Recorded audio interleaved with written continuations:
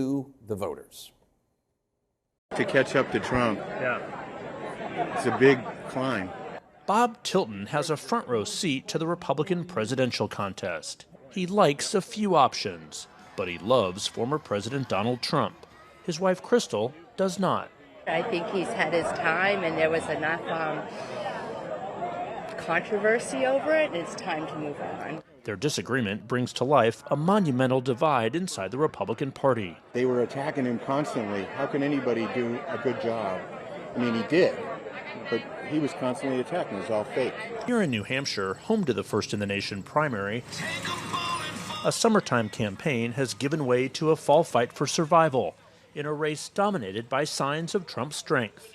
Republican Governor Chris Sununu insists the GOP contest is still competitive. You don't believe that this primary is effectively over? Oh, God, no. Oh, my God, not even close.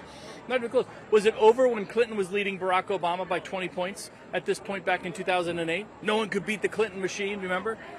No, not at all. Sununu believes Trump will be unable to win back the White House for Republicans. He points to the general election in New Hampshire, where in 2016 Trump fell short to Hillary Clinton by fewer than 3,000 votes. But 4 years later, he lost to Joe Biden by nearly 60,000. A big reason, he believes, is independent voters turned away from Trump. Here in New Hampshire, though, I think they'll play a big role. I think a lot of independents will come out and vote in the Republican primary. At a campaign stop for former Vice President Mike Pence, Larry Rocha introduced himself as one of those independents. I was a Republican from the first day I can vote. Many years later, I went independent. He later told us he's looking for a candidate who can turn the page from Trump. I'm just waiting for someone to step up so I can feel comfortable voting for someone, not against someone. Former New Jersey Governor Chris Christie is staking his candidacy entirely on New Hampshire. And this is the state in the country that can get it rolling. His Republican challengers are also urging New Hampshire voters to keep their minds open. Today, Pence had this quip at the ready. Well, what did Indiana Jones say? Never tell me the odds.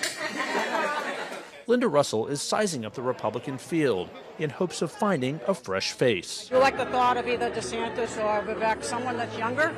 We definitely need younger. Trump's not your first choice at this point. He's not. I mean, I think everything was great when he was here, but there's just so much baggage with him, and people are going to vote for Biden just because they don't like Trump, and we don't need that again. So Trump does loom large in this race. There is no doubt about that. But Jake, talking to many Republican voters, they see this as far more than a one-man race at this point. Nikki Haley, the former South Carolina governor, she'll be arriving here shortly. Many voters also want to hear what she has to say. Of course, she had a strong showing at that debate late last month. Jake, a little more than 5 months before New Hampshire voters weigh in here, in conversations with many of them, they're still keeping their minds open. All right. They're flinty and independent up there, just like we like them. Jeff Zeleny, thanks so much. Let's dig into the numbers now in CNN's new poll with CNN political director David Chalian. So Trump's lead is big and growing. It is. You put up the numbers there. Look at this. This is a snapshot. It's a national poll. We obviously do this sequentially through states to amass delegates. But by the way, the state polls show a similar narrative here. Donald Trump is the poll. Because I want to get your reaction to let's bring in the rest of the panel here. I want to get your reaction to two sets of numbers. Actually, David, before we do this, show me the impact of what the criminal cases that Trump is facing. What does our polling show on So that? we in addition to looking at the state of the race, we want to get a sense of how people are responding to these criminal charges. Take a look here. We asked people whether we think that they are seriously concerned that the criminal charges might negatively impact Trump's ability to either serve a full term or govern effectively. Take a look. I think the story here, Jake, is if you look at the overall American population, you see that the majorities are seriously concerned that these legal troubles could impact him negatively to serve a full term or be effective as president. 60% of Americans say that. That's in the bars on the left of each of those. But if you look at the maroon, if you look at the small red bars, that's among Republican and Republican leaners. They just don't buy it. They do not buy that his legal troubles are going to impact his ability to serve or govern effectively. And then we asked, what about his ability to win in 2024? And look here, Republicans, 56% of them, so a majority, say no. His legal troubles will not impact his ability to win negatively, but 44%, more than 4 in 10 Republicans and Republican leaners, do think that this will affect his ability to win. I mean, this is why you hear somebody like a Nikki Haley make an electability argument, or others on the campaign trail. There's some market share there for that. But again, the majority position among Republicans, Jake, is that it will not impact his ability to win. All right, now let's bring in our political experts. Because, Alice, let me start with you.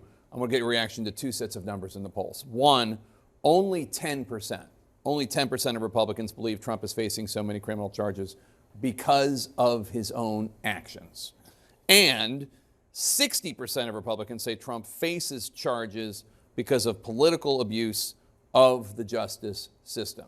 How do you see those numbers? Do you think Republican voters are completely out of touch with reality? Do you think that is the reality? What's your view? Well, those that believe that, yes, they are completely out of touch with reality, because these indictments are valid, and these are not weaponization of the DOJ. These are not abuse of the political system, even though we're hearing a lot of the challengers saying this is criminalization of the DOJ. There are valid causes for these indictments, without a doubt. But also, to your point on those questions that were asked, clearly Republicans believe these are he's a target of a witch hunt. But you look at the independents and the Democrats. Those are important numbers to look at. When Trump faces many criminal charges because of his own actions. Independents, half of them believe it's because of his own actions, and Democrats, almost 83%. But here's an interesting crosstab as well. Trump faces so many criminal charges because of abuse of the system.